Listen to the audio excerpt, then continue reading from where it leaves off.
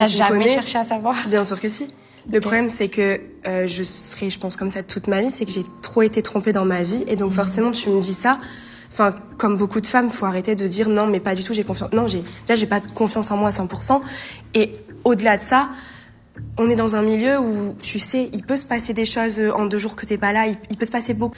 Donc j'ai essayé de chercher à savoir. Avant de revenir, déjà, dans le tournage, je voulais pas repartir sur le tournage. Donc déjà, j'avais essayé autour de moi, quand des gens étaient éliminés, de savoir. Et quand j'étais sur le tournage, j'ai pris les personnes concernées qui m'avaient dit il ne s'était rien passé.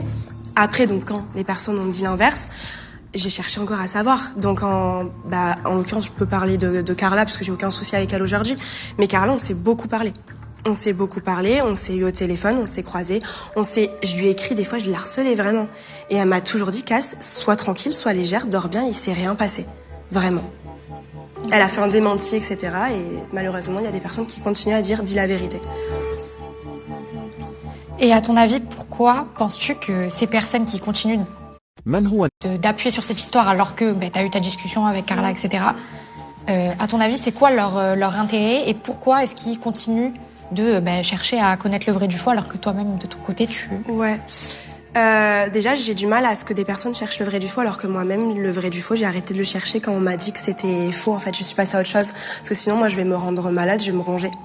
Donc déjà, en fait, j'ai du mal avec ces gens-là. Aujourd'hui, pourquoi? Parce que je pense qu'ils ont d'autres soucis à se faire et d'autres trucs à s'occuper.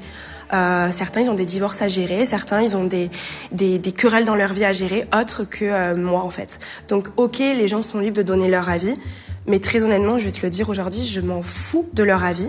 Et c'est ça qui me saoule, en fait, c'est que même l'avis de ma mère, en fait, je vais le prendre, mais des fois, je vais pas l'écouter. Donc, pourquoi j'écouterais l'avis d'une meuf que je vais fréquenter 2 fois dans l'année en tournage? Qui, je pense, a autre chose à gérer aujourd'hui, tu vois.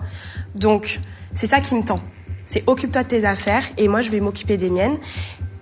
Et pourquoi? Je pense qu'il y a peut-être des personnes qui sont malheureuses aujourd'hui et qui peut-être veulent que tout le monde soit malheureux et arrivent plus à dissocier le vrai du faux.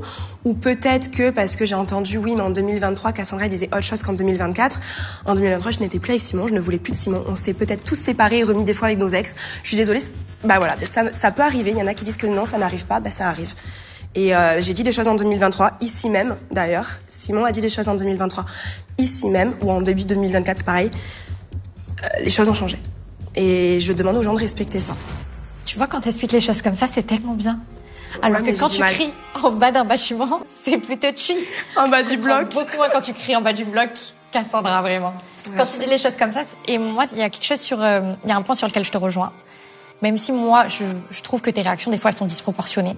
Et je te l'ai toujours dit. Je sais. Il y a un point sur lequel je te rejoins et il faut que tu comprennes aussi. Parfois, les gens, ils ont des mal-être, eux, et des problèmes dans leur vie.